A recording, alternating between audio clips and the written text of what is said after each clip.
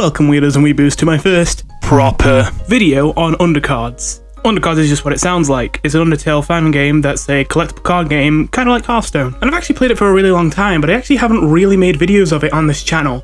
There's one or two, but they were pretty low effort, pretty quick, and I never did them again. And it wasn't even because I wasn't playing the game, but I didn't feel confident making videos on it. The reason for that is that I'm a deck builder in card games. I never net deck. And so the videos I wanted to make were ones where I'd show off a deck that I had made, hopefully one that's creative and a bit off meta, but still was certainly functional and would win in competitive games, and talk about the strengths and weaknesses of the deck as I play it and how to play it. So what's the problem then? The problem is that I've been playing this game for years, and it's only now that I feel like I actually understand how to play it, and even still, I feel like I'm a bit shaky on it. Now that is kind of hyperbolic. When I say that, I don't mean that I don't understand the rules of the game, of course I do. What I don't understand is what wins. For the majority of my first experiences with the game, I essentially played control decks that spammed legendaries and tried to get the most value, because I generally tended towards control decks anyway in most games. But I struggled to make decks with high synergy in this game, which is usually how I would make a control deck get late game value. Instead, I'd usually get some mild synergy, but for the most part just spam legendaries in my deck and just high cost cards that give a lot of value. And while this worked well enough, in general, I did terribly first starting out in Undercards, and I couldn't even really figure out why. The first thing that I came across was Mill. I was shocked with how many games in Undercards went to fatigue. If you don't know what Mill or fatigue is, essentially in most card games there is actually a limit to the amount of cards in your deck, of course. While in most card games you wouldn't usually see a game go so long that you would completely run out of cards in your deck. Of course, the game has to have something happen when that does happen. Some games had you lose instantly, which is generally unpopular. What most games tend to go for is that every time you try to draw a card while there are no cards in your deck, you take damage, or fatigue damage. And for each time that you try to draw a card again, the damage increases by 1, meaning this will eventually kill you but slowly ramps up to doing it. What I found is that my decks were really good at keeping me alive, which is usually the main priority of control decks, but despite the fact that I had more valuable things in my deck, usually I would still die simply because I ran out of cards and then, well, died to fatigue damage. I didn't have any more cards to play. So then, of course, in response, I pivoted to making Mill decks myself. I didn't explain Mill, actually. Mill's in a similar vein. Mill is simply an archetype of deck in card games where you on purpose try to get your opponent to destroy their entire deck and start taking fatigue damage. It can also refer to making them draw too many cards to the point that they try to draw a card when their hand is full and they lose it. So you can technically have a Mill deck where you don't try and kill people with going to fatigue, but instead you just try and destroy their cards by making them draw too many. But generally that isn't very common because it is usually more effective to try and do both at the same time. For a while this Mill strategy worked pretty well for me, but the longer I played, the longer it seemed to drop off. And slowly I was starting to lose a lot of games. And it was usually one of two things that caused me to lose a game. It was either, one, that simply I had a bad turn, an opponent played a big minion and it wasn't even particularly early in the game, it was late in the game and I should have had the cards to deal with it. But on that particular turn I just didn't have the right cards in my hand or didn't have as much gold available than I would usually have to be able to play the cards that would save me. Now that option there really can't be much done about, but the other option was the main problem. Insta-kills. Combo decks that would kill me in one turn, or burn decks, which might not particularly kill me in one turn, but would keep pelting me with constant damage directly to me that was completely unavoidable until the point I had no health left. These decks drove me up the wall, because what could I do? As a slow Mill deck, I invested everything I had into making my opponent draw too many cards and then killing the cards that they play so that I don't die from them. But if I'm in a situation where it literally does not matter how many of their cards I kill, even if they literally don't stick a single minion on the board for longer than one turn, but then they can just kill me instantly in one turn and I can't do anything about it because they have a certain combination of cards, it just felt so unfun. This is why I was constantly getting back into and out of Undercards. I guess I kept getting back into it because it intrigued me that this was one of the only card games I felt like I couldn't quote-unquote solve. Usually I could pretty quickly figure out what was effective in a card game after playing it for a month or so. Undercards I've been playing for multiple years and I still didn't even really understand what a good deck was in Undercards. At least not without stooping to the level of these insta-kill decks, which I didn't really want to play, to be honest. It's funny too, Control looked like such a promising archetype in this game especially, because one of Undercard's gimmicks is that you can pick one of the 7 souls representing different virtues and get a passive for the entire game based on that soul, as well as being able to use spells exclusive to that soul. And these passives were no joke. Justice allowed you to deal 1 damage to an enemy monster every turn for free, even though it was randomly targeted. Patience could freeze one every single turn. Perseverance could poison them. Integrity could earn more money every turn. Determination got to come back to life when they died. These were really powerful abilities, and almost all of them, since a lot of them were on a trigger every turn basis, were the kinds of things that would give you a lot of value for free over the course of a game if you could make a control deck that lets you live for a long time. So by that logic, it seems like control decks would have to be the way to go in Undercards. And yet, here they were getting absolutely destroyed by these instant combo decks. So although I want to keep this video as beginner friendly as I can, I think it's unavoidable if I'm going to talk about this game. I have to talk about the circle of archetypes, as I like to call it. Did you know that there are only 4 decks in any card game?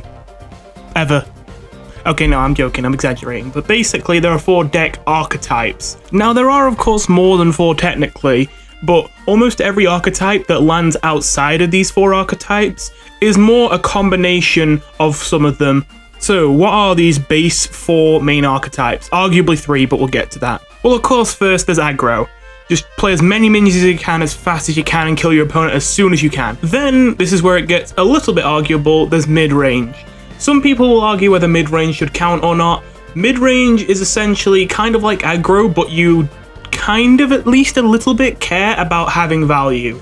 You tend to have bigger cards in mid-range, but rarely anything massive like you would see in Control. Mid-range is a little slower to kill their opponent, but usually a little bit more sure to, in the fact that they have bigger minions, as I mentioned. Mid-range takes less chances, basically. Aggro decks almost inherently have to rely on good luck to win. The drawback of mid-range not relying on luck so much is that since it takes a little bit longer, it allows control decks to kill their units if they go against one before that they can kill them. Which brings us to, of course, the next one, Control. Control decks try to kill everything on the board without necessarily playing that much onto the board themselves, at least early on.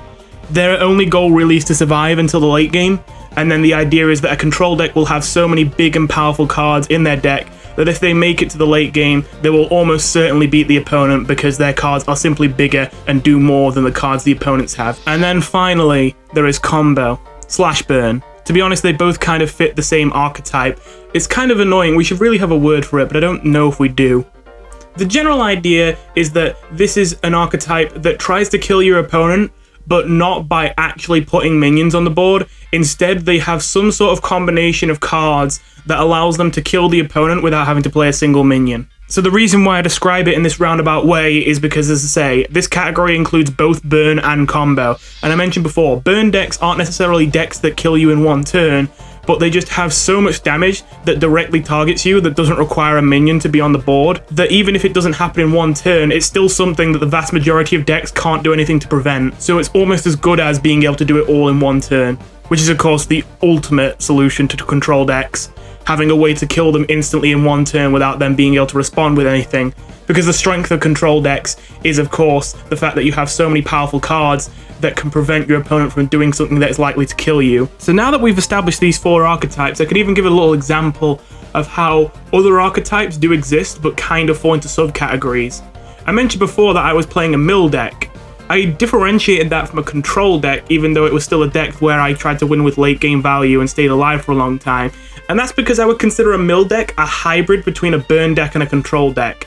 Even though my mill deck wasn't running any direct damage cards like a burn deck typically would, the way that I planned to win the game was for my opponent to take enough fatigue damage to die without me even having to attack them with my monsters. So, in that way, I'm playing a burn deck. However, it's not really fully a burn deck because, of course, I care about the board. I'm trying to wipe monsters off of it more than anything else. And a burn deck usually does try to kill their opponent as fast as possible, even if they're not quite as fast as aggro. Whereas this deck, I'm taking my time and I'm waiting to kill them after multiple turns. So what's the point of establishing these 4 main archetypes? Because these archetypes counter each other in different ways. I mentioned before, a lot of people don't like to include mid-range in this circle, but I'll explain why I've included it in a second. Every single one of these archetypes counters one but loses to another one and is about even with another one. Aggro counters combo but loses to mid-range.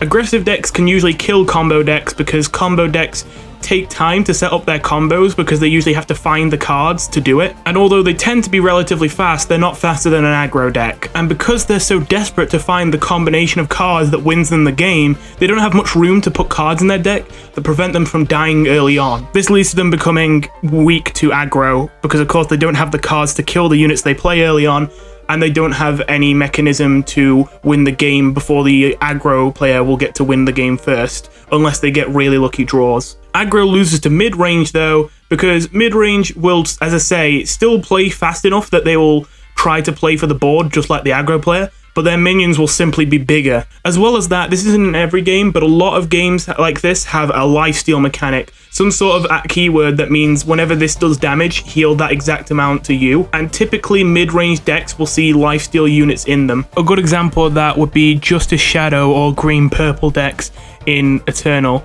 Obviously there are exceptions, but in general they are best suited to mid-range because that color combination struggles to draw cards, which makes the late game tough for them, although you can make a control deck with them. But it tends to have some very big units with very big effects, and it specializes in the lifesteal keyword, meaning you will almost always live longer than aggro decks, even if you try to play them aggressively. Obviously, being able to heal while still putting a minion on the board is the most useful against aggro because it both allows you to contest their board, which they very desperately want, and heal the damage that they're doing so they can't just hit you in the face and ignore the board when they start losing and hope to kill you before you kill them. So from there, combo.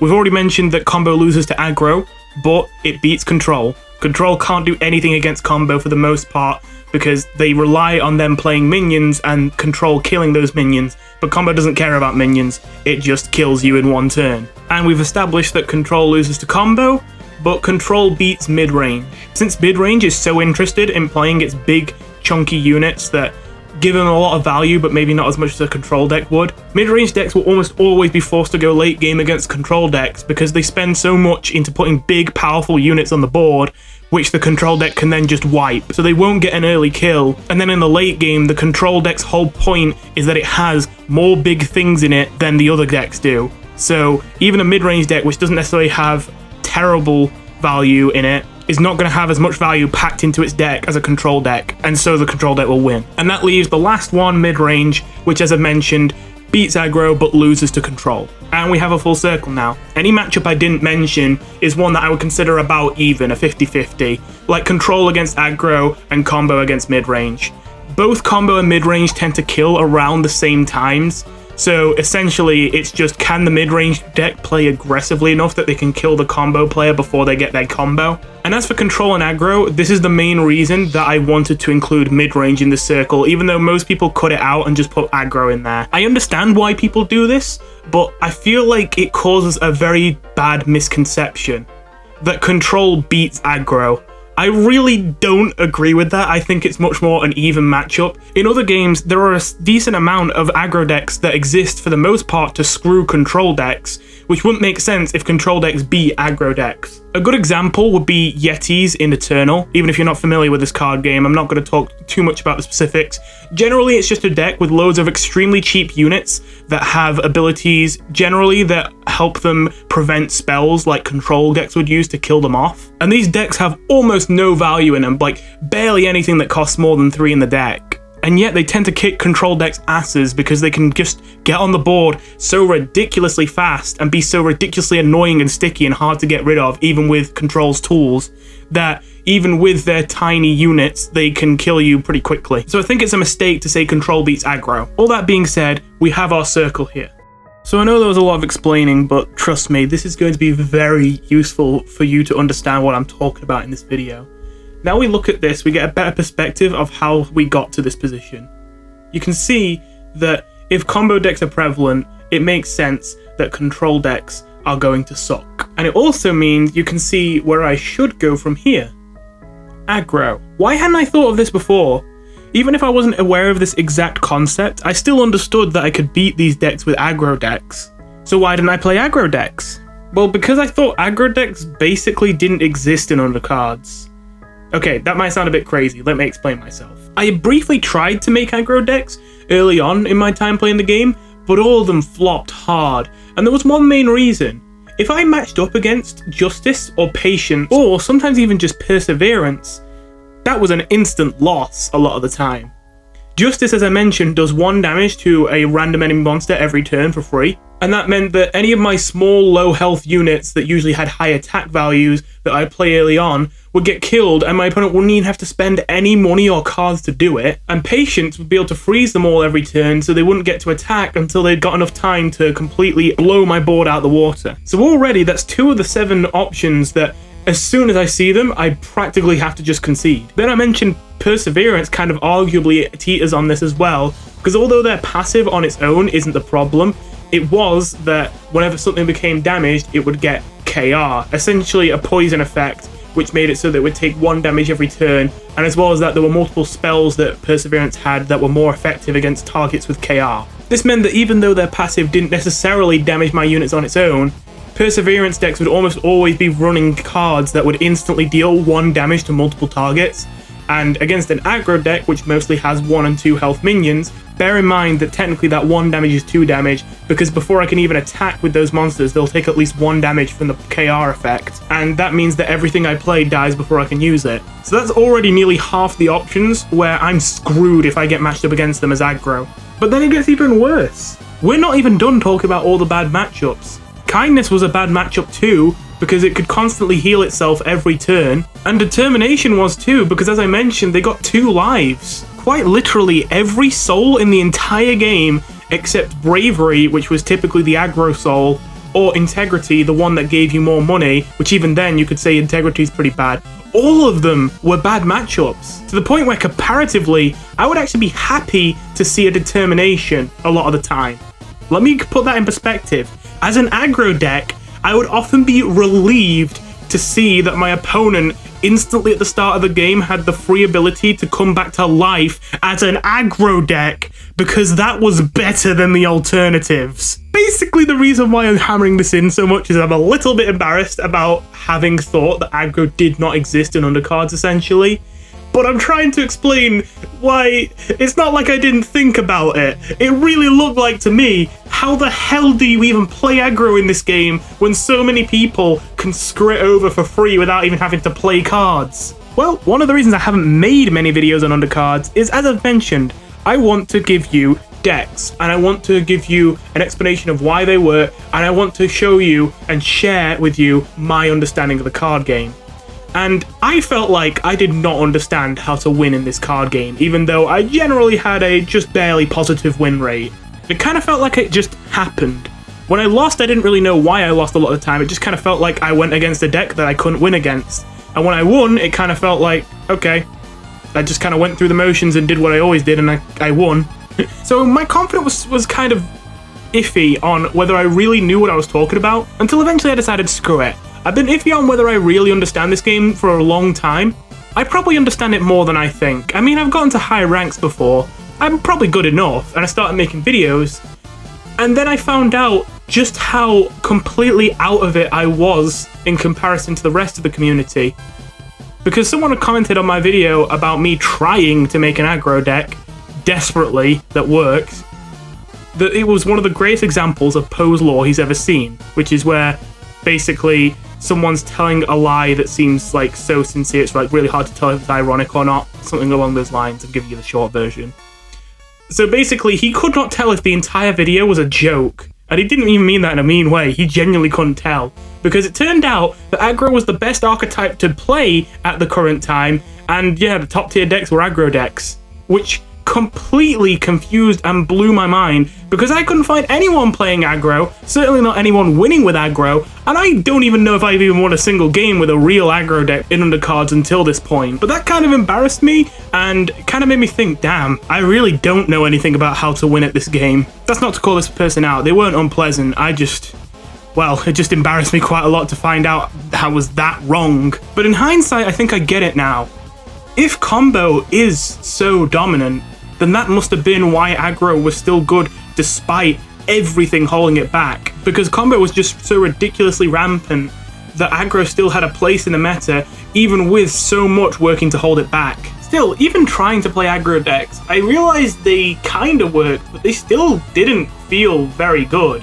It still kind of felt like I was actually doing better playing my mill deck than I was my aggro decks. Maybe I was building them wrong, I'm not sure. So why have I come back to this game now? Because after all this time, it kind of feels like I do understand now, and all that I understand is it was a combo meta, it was always a combo meta, and I should have been playing combo decks, but I didn't want to.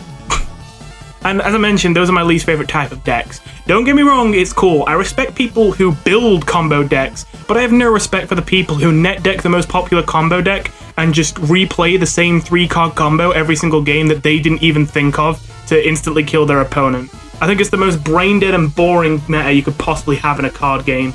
And it was kind of inevitable that it would end up like this for Undercards, unfortunately, because of their decision to make it so that money can be kept between turns in this game, when in most card games, if you keep any money, you lose it the next turn. I know to someone who doesn't play these card games too often, that might seem a bit weird. It definitely seemed strange to me at first. But if you give people the ability to just not spend any of their resources and then still have them the next turn, you encourage people to not play anything for multiple turns and then just play everything in one turn and kill your opponent instantly. The reason I've come back is because, well, honestly, I can hardly believe I'm saying this almost, but I think we're finally there. I think this game finally sorted its shit out. I think we're finally at the point where after so many balance patches, this game isn't completely dominated by burn and combo. And you know what? I fucking love it now. I'm having a blast playing this game more than I ever had before, now that we are finally free of these decks that instantly kill you in one turn. And even better, it's not even like they've been wiped off the face of the earth. They still exist, they just aren't crazy overpowered anymore. They aren't the meta for the most part. And there even are still some ones in the meta, but typically those are more leaning towards burn that kill you over multiple turns. And there are more tools in the game to work against that now. Instead of it just being you sitting there taking those hits, just waiting to die, there's a lot more healing options now that mean that you can heal back and make yourself temporarily invincible to like negate the damage temporarily, push them back, feel like you're actually interacting with your opponent a little bit, like you're intended to have fun doing in this game. And as well as that, the passives of the souls have all been changed and reworked. Very few of them are the same as they were before. The only one that's really gone unchanged has been Justice's, which I'm kind of surprised it's gone this long without being changed, but it seems to be working out. I would say now the only passive that's deeply unfair for you to go against as aggro is Justice's. Patience can no longer freeze people, instead they have the ability to look through their deck more effectively and reduce the cost of things they find with it. Determination's been nerfed a few times, they now have some more abilities to do with their passive that I'm not going to bother explaining. They still can come back to life when they die, but they come back to life with only 5 health, which makes it a lot less overpowered. And even Perseverance has received a rework just today as I speak, which I haven't really been able to mess around with much. I think we're finally now at a point where no one particular archetype is dominating or getting kicked into the corner with Undercards. I don't know, maybe mid-range is a little bit weak, but I think that's always been the case, to be honest. And even still, I wouldn't say that you can't play a mid-range deck, just that it might be a little bit rough. As well as that, now that combo is gone, I am doing a lot better. I don't know why for this game specifically, it felt like I was losing a lot more than I was. Technically, for the most part, I kept about a 55% win rate in ranked in most competitive seasons, but it felt like I was losing more than half of my games. Sometimes I felt like I was trash at this game, even when I was reaching relatively high ranks. But now, I'm doing quite well now combo's gone. I mentioned before that I always kind of lean towards control, it's generally been my favourite archetype. And with combo no longer being stupid, I can finally play control decks that actually work. And boy, has that been fun. And of course, now being able to play the archetype I'm actually most comfortable with competitively, without it having to be an uphill battle, means that my win rate has improved considerably. Now this is only for this competitive season, and to be fair, we're only halfway through the month, so things could change later on. Maybe some people just aren't going to play that many games until the end of the month. But still, I'm happy to say that I didn't even realize I was that close to it, but I checked the top players in the world for this competitive season, and I found that I was actually in 104th place.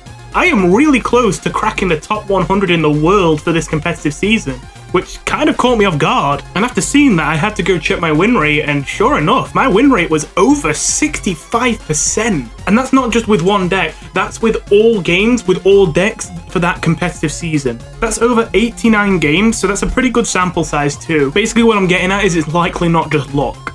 it is performance, because of course that's over 89 games. I didn't get lucky 89 times, chances are. Now, 65% might not sound that impressive to you if you don't play card games that much, but winning 65% of your games is actually kinda crazy. If there was a deck out there with an average win rate of 70% in ranked, that would be considered game-breakingly unfair. Generally, tier 1 decks in games like Hearthstone have around a 60% win rate. So although this isn't any one deck, this is just me playing in ranked generally, having a 65% win rate, I'm obviously quite proud of. And that's given me the confidence I needed, that combined with obviously the fact that now I can make control decks that will actually be competitively viable, to start making videos on actual decks in this game. Originally I had planned for this video to be that, but there's just so much to talk about here, introducing you to why I have come back to this game after so much time and why I've been so quiet about it even though I've always been playing it, that I feel like this deserves its own video.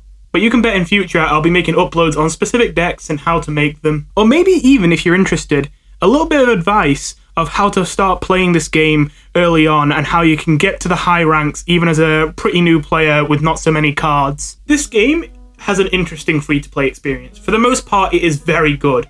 Almost everything in the game is something you can very easily obtain without having to spend money, except the cosmetics. But again, those are cosmetics, they aren't actual cards. I have quite literally not spent any money on this game and never ever been like, oh, damn it, I need that one legendary and I don't have enough for it, or I'm not getting it in packs. I have literally always either already had the legendary I wanted just from packs, or if I haven't had it, I've always had enough dust to craft it. So that side is very good. The side that's not so good is the determination cards, which are even rarer than legendary. You're only allowed to run one in your decks in ranked because they're too powerful otherwise, and they are much harder to earn. You can either get a determination card in a pack, which, my god, you are lucky if you do get one. I've only ever gotten one in a pack in my entire time playing this game ever, and I've opened a lot of packs. So for the most part, you're going to have to craft them, and when you craft one, not only do you not get one that you choose, it just gives you a random one, but on top of that, you need 4 determination shards to do it. It doesn't let you do it with dust. And determination shards are hard to obtain. You can only obtain them by ending a competitive season at a high rank. The only other way that you can get determination cards is through a super pack, which you get for reaching level 200, or you can get one for playing the game 28 days in a month. And unfortunately, I do have to admit that a decent amount of these determination cards are absolutely necessary for some decks, especially Mill. The reason I love playing Mill so much is Frisk was the first determination card I got,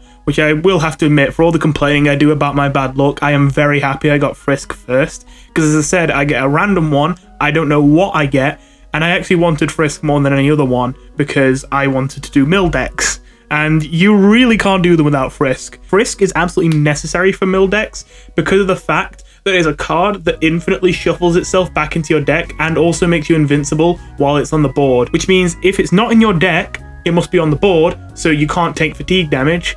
And if it's dead and not on the board and you can take fatigue damage, then it shuffles itself into your deck, so you don't take fatigue damage because then you obviously draw it. Without Frisk, there is no way to create a quote-unquote infinite deck as far as I'm aware. And so the only way to kill someone with Mill without Frisk is to shuffle more cards into your deck than the opponent does. The problem with that, though, is that there are actually a surprising amount of ways to shuffle more cards into your deck that just normal decks run now that aren't even looking to counter Mill or anything.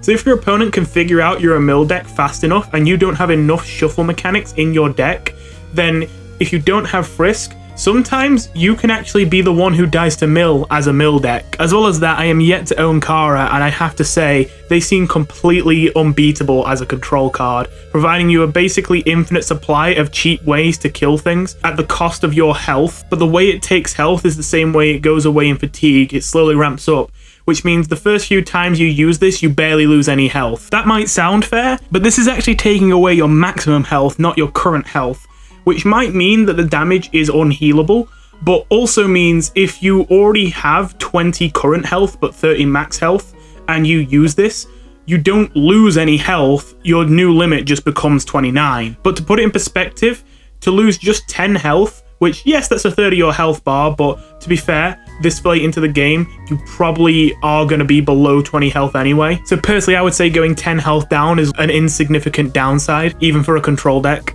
If you go 10 health down, you get to instantly kill 4 monsters for only 3 gold each. That is insane. And although using any more from there is definitely less advisable, you obviously aren't forced to, and you still have the option to if it becomes the best option. All that being said though, I do think that determination cards are getting more balanced as we go. I do genuinely believe the developers are not trying to make the game more pay to win, and are more making this as a cool reward to earn, especially because it seems like they make most of their money from the cosmetics, because there are some people out there who seem to just spend all of their money on getting all the cosmetics. But it used to be that almost every single determination card was one that was kind of an auto win if you went against someone without a determination card. Now I would say that is only the case for a couple of them depending on the matchup, namely Kara and Soulless Chris, but again that depends on the matchup. In some matchups it's still pretty even. But speaking of which, both of them have been nerfed, and their pre-nerf versions were definitely much worse. It used to be literally you cannot win against someone who has one of those cards if you don't have them. There was actually a point before this where I nearly properly got back into Undercards, but one thing stopped me. They'd actually done a pretty good job of saving the meta from combo, but they let one thing slip, and that was Soulless Chris. At that point in time, Soulless Chris's ability essentially forced your opponent to play a 4/4 every turn, and after you killed 4 of them, you win the game.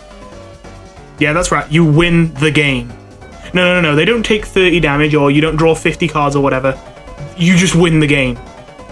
You can't even play Frisk and make yourself invincible to like shield yourself, because it's not you taking damage. It is quite literally you lose the game instantly on the spot regardless of your health.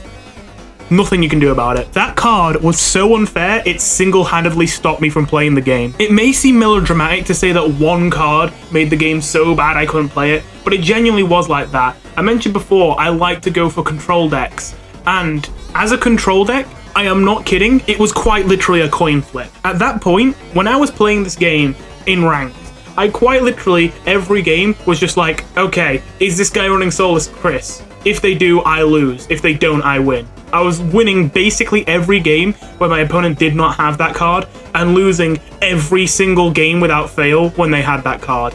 And there was nothing I could do. Oh, sorry, I gotta get that frustration out of me. I am trying to be more positive here. Yeah, determination cards used to be absolutely stupid, and they still are kind of stupid now, but I'd definitely say they're a lot less unfair, and you can definitely win in ranked with decks that don't have determination cards, even against other people who do have determination cards, unless it's a bad matchup and they also have that determination card and you don't have one. In that case, yeah, maybe it's a bit unfair. Jesus Christ, do not even get me started on back when you could run as many determination cards in ranked as you wanted.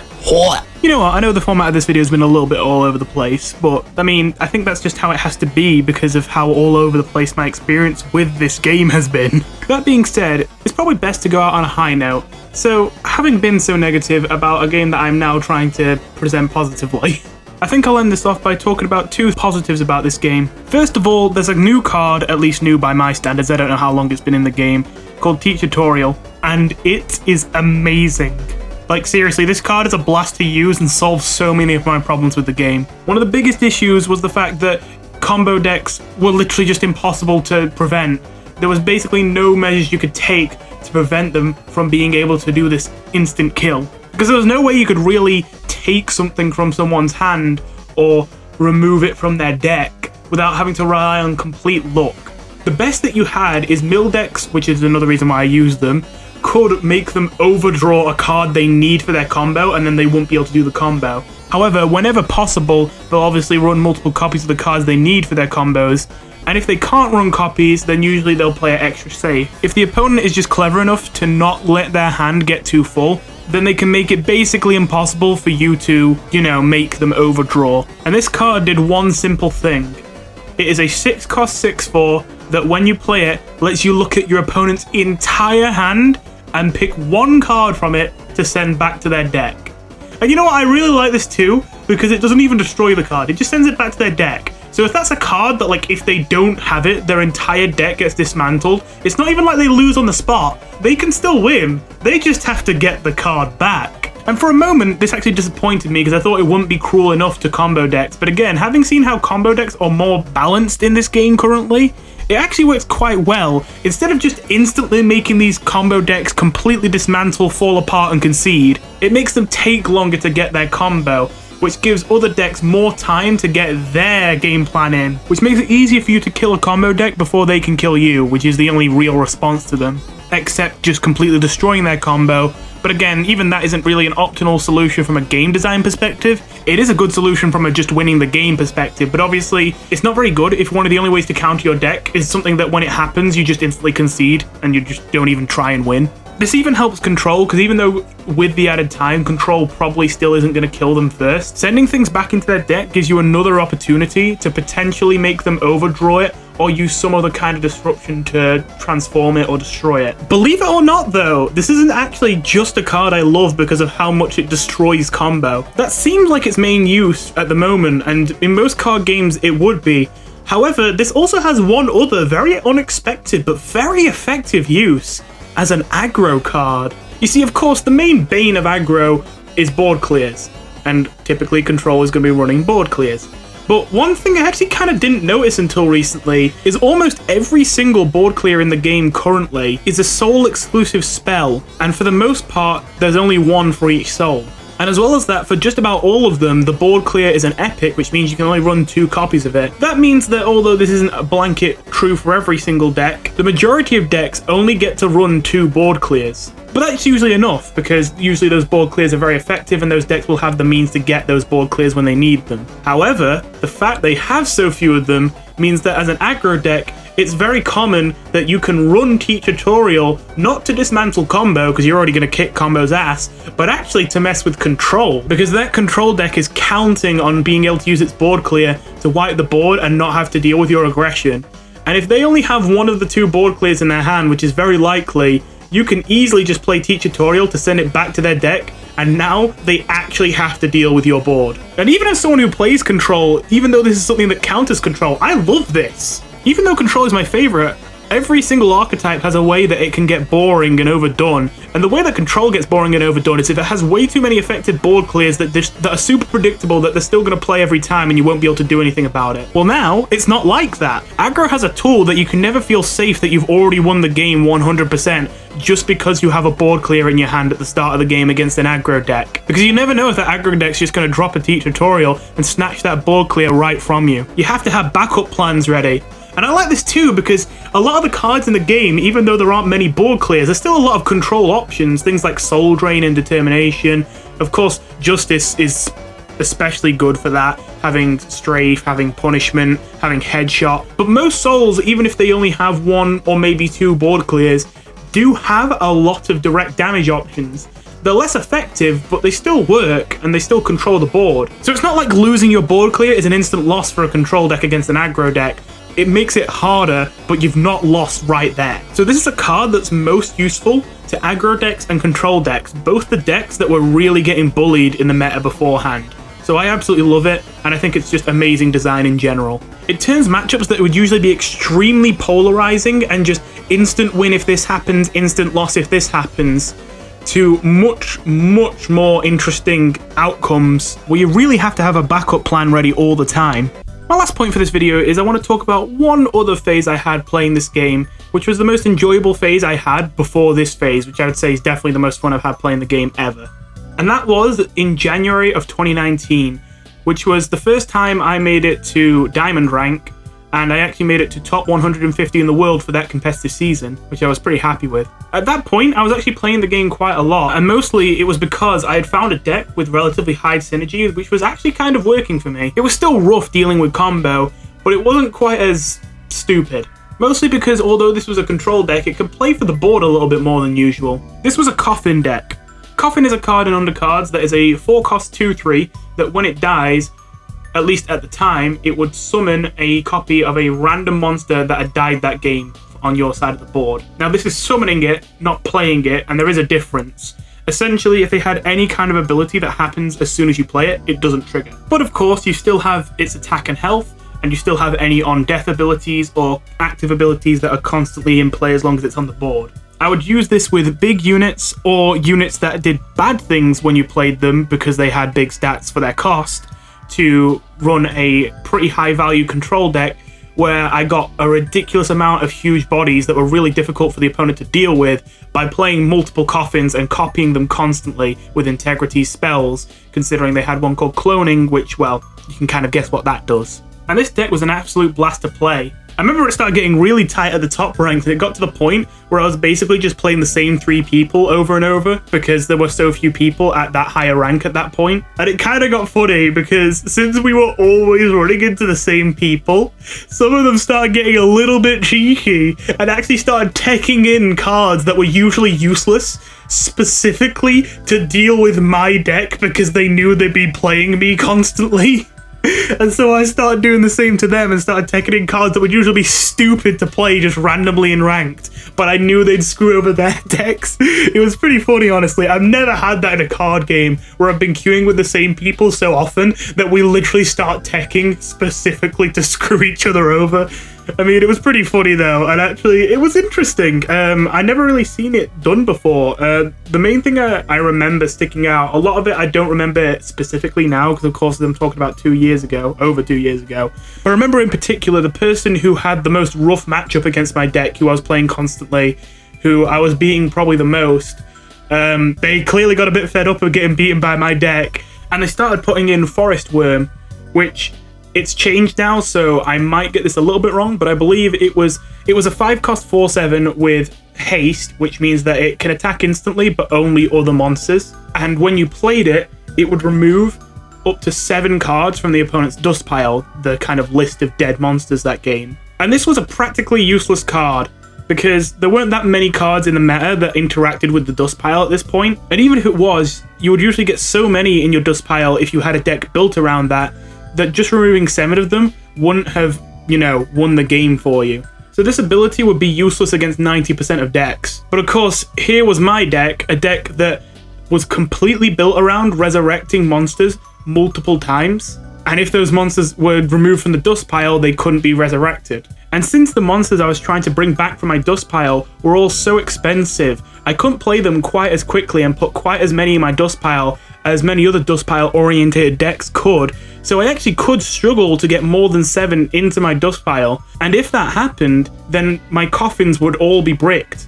And they are completely what my deck is built around. But the funniest part is, I still managed to beat that guy. Even after he teched that card into his deck specifically to screw with my deck, what I ended up doing is I ended up kind of baiting him into playing them too early and just removing maybe 3 or 4 things from my dust pile by kind of making him think I'm not going to play anymore. And then obviously playing more after he played one. It was very close though, he nearly had me. But that was some of the most fun I had playing Undercards at the time. I think I was doing a little better then as well because I can't remember specifically what the best decks at that time seemed to be.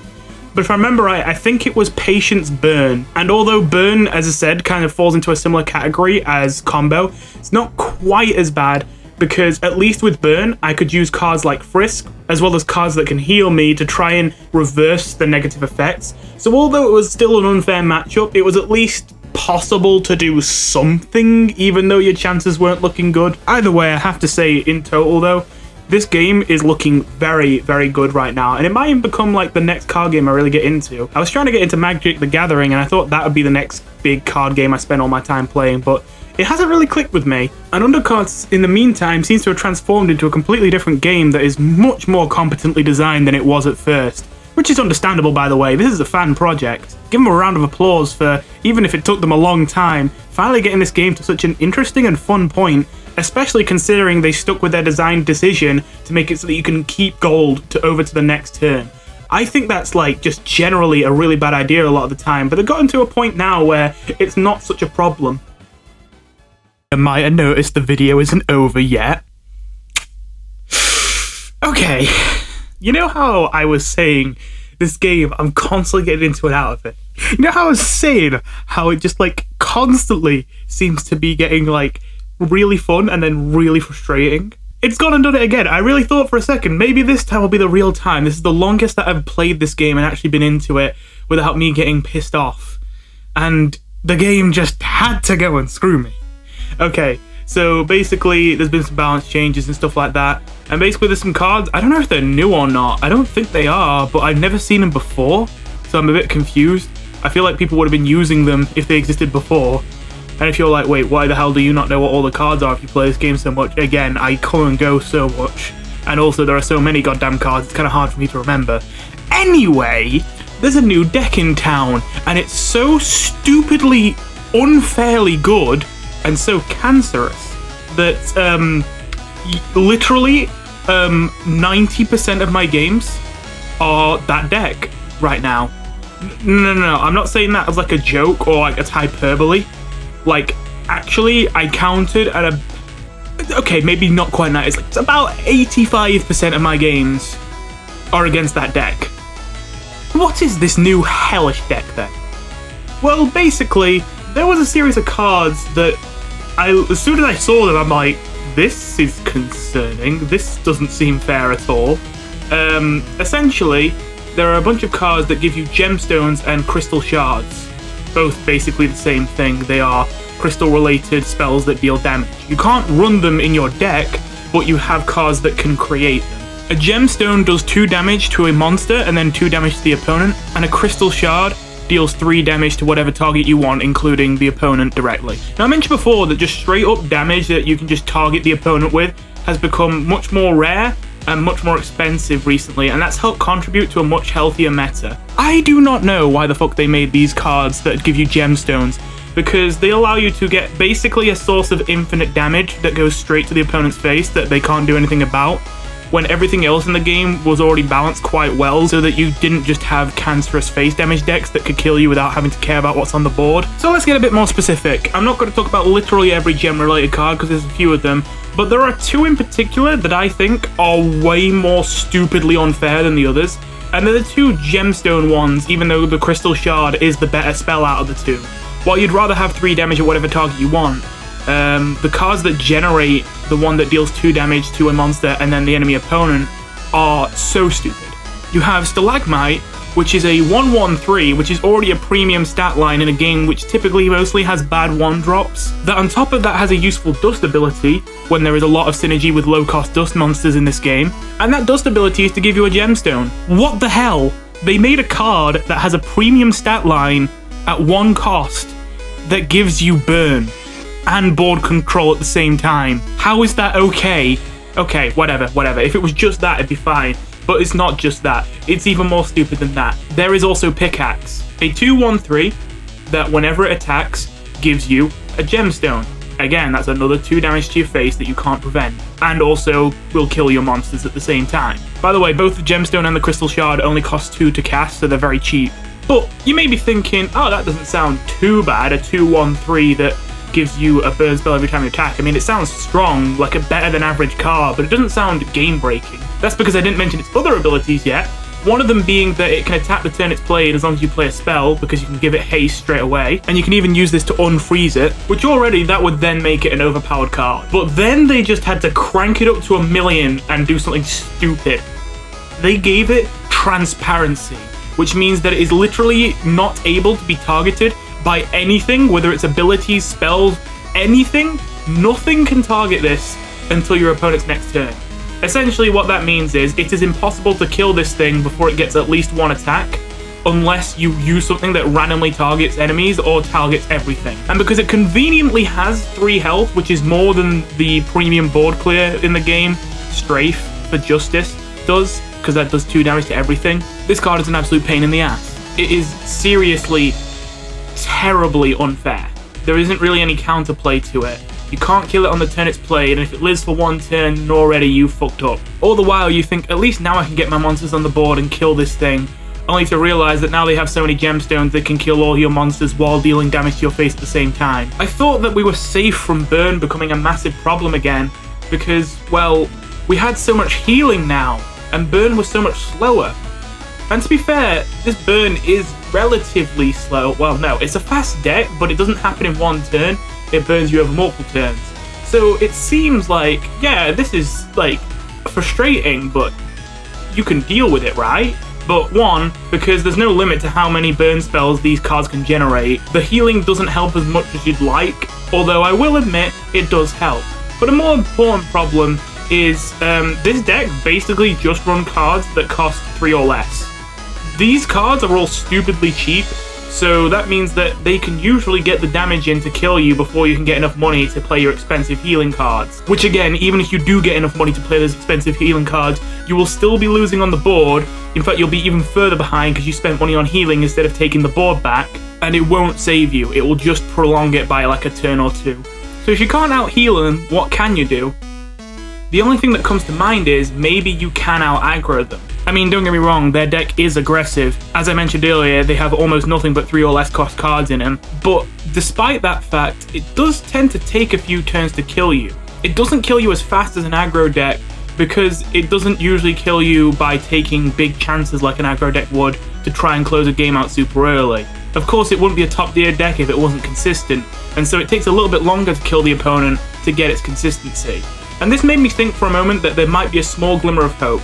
That if I just made a super, like, stupidly, ridiculously hyper aggro deck that just needed a good draw, and although it had the downside of relying on good luck for a good draw, with that good draw could just steamroll those decks. It did not work. Mostly because of the perseverance rework I mentioned. In theory, I don't have any massive problems with it on its own in a vacuum. Now, instead of poisoning enemies that you attack and then taking damage over time, KR is now an effect that makes it so that while it is your turn, enemies with KR take 1 extra damage from all sources, and also they have -1 attack at all times. And as well as that, now your passive will give the highest attack enemy monster KR, and will give another one KR whenever that monster dies. As I say, I don't have a problem with this in theory. There might be some way it's stupid OP, but I'm looking at it and thinking, you know what, yeah, I like this. The problem with it is that it makes this deck in particular stupidly good. As I mentioned, the only way I could possibly think you could beat this deck is to somehow out-aggro this already aggressive deck. But if you decide to play aggressively, the monsters you play are going to get attack debuffs from KR, the gemstones are going to come out super early, and the gemstones that shouldn't kill you will kill you because all your monsters have KR. So if you played a 2-2-3, which is supposed to be a very good stat line and very likely to live, oops, now it's a 2-1-3, which first of all means it's not as threatening and can't kill the opponent very nice and quick. But then as well as that, oops, it's going to die, because even though this spell only deals 2 damage, now it has KR, it will deal 3. There is nothing you can play in the entire game that costs as much as or less than the pickaxe that won't die to KR and a gemstone. That is everything except 1 card. A card that is running the gemstone deck that gives you crystal shards. Ah! So I was going to go for top 25 in the world this season, but never mind now. I mean, I can just copy their deck, and I tried, and I definitely started winning more. But god, this deck is just so... Ugh. I feel disgusting playing it. I'm losing brain cells using it. The reason I made this video in the first place was I was so inspired by how creative and how much variety I saw in the decks when I came back to this game. I actually was barely seeing people playing the same deck ideas. Almost every opponent I faced was playing something different, even at high rank. And I was doing the same. I was trying loads of different strategies, and although some definitely flopped, and some were stronger than others, for the most part, almost all of them seemed at the very least viable with a positive win rate, even if it wasn't crazy. And on top of that, there were even a few surprises. For example, the way that I got to Legend was that I plowed through the entirety of Diamond rank in literally 1 hour with a plant deck. Yeah, I didn't know they were good or anything. I'd never seen a single person even try to play a plant deck. And it was just nagging me that I'd never seen anyone play plants before. And I was looking at the cards, I was thinking, I mean, they don't look too bad. I don't know if they're going to be great, but I doubt they're going to be terrible cards. Let me give it a try, let me see how it is, let me just do it for fun. And then it turned out to be a deck that I got to Legend with an 80% win rate. That is crazy. By the way, that's another reason I'm very frustrated to see this, like, very unfair and overpowered Perseverance deck now come out, because it destroys that plant deck. My win rate with that deck tanked from 80% down to like 60%. And honestly, it probably would be even lower if I kept playing it. I genuinely believe, as amazing as that deck performed before, if I went into rank with that now and like played 100 more games with it, the win rate would drop below 50. With all that said though, I will say that it does seem like it's mostly just the Legend tryhards spamming this deck. It seems like most of the people in Ruby and below aren't using this deck, so if you haven't played Undercards before and you're feeling a little bit intimidated by what I've just said, don't worry, I don't think you're going to run into that problem until you get to like really, really high ranks. I do think though that the Undercards developers need to learn a lesson from this deck's extremely rapid rise to stupid power levels. That is probably my one concern that's still enduring. Like, I realize that in less than a month's time, this deck is probably going to be nerfed and it's not going to be the top deck anymore. But it concerns me that they let it be the top deck. Like, the cards in this deck were so obviously overpowered to anyone who realizes that burn has historically been good in this game and has been nerfed multiple times in the past. So I hope this isn't the case, but seeing these cards be the way they are right now kind of worries me into thinking maybe the Undercards devs didn't understand why the nerfs they did in the past were effective and why these cards now are not being very fair. In fact, one last thing I want to add. I was a little bit too confident as well that this wouldn't happen because I thought, we're not going to get another cancer deck to deal with because if there's a card that's just stupidly overpowered, we can just use Tutorial to get rid of it. That does not work against this deck. You are not going to save yourself by using Tutorial to get rid of one of their burn spells when they can generate 500 of them.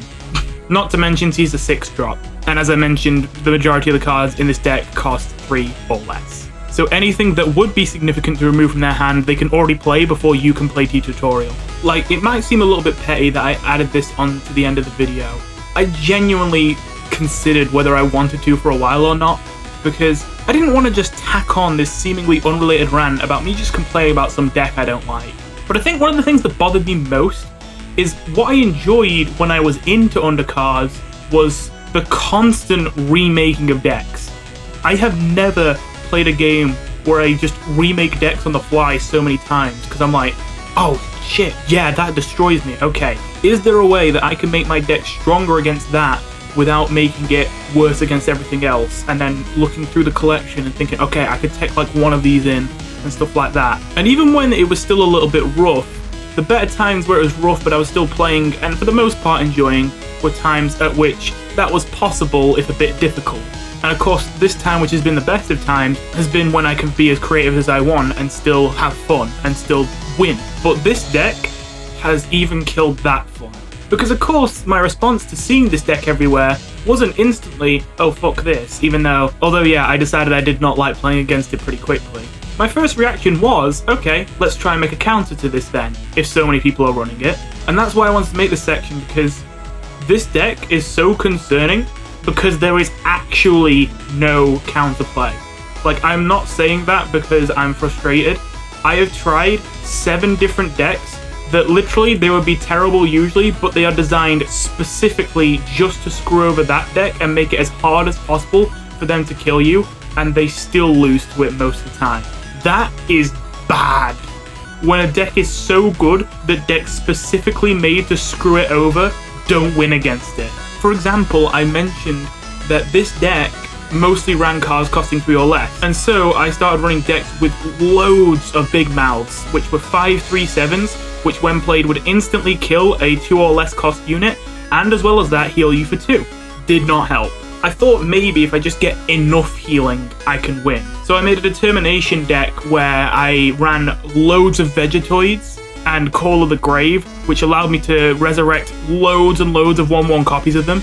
And Vegetoids heal you for 5 when they die. This was a stupidly high amount of healing.